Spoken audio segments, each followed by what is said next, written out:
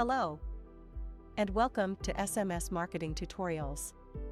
Today, we're going to show you how to set up automated birthday messages for your clients. Log onto the dashboard using your credentials. Click on Subscribers. Select the subscriber list from the drop-down. Click on Automation and select Birthday Messages. Select the number of days before the birthday when you want to send the message. If you don't want to send a message before the birthday, select 0. Enter the prior to birthday message template in the field.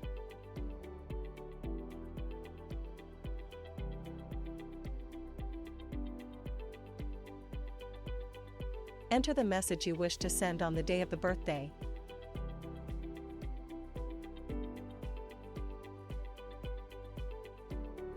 You can add templates, mobile coupons, click-through URLs, images, and merge tags in your messages.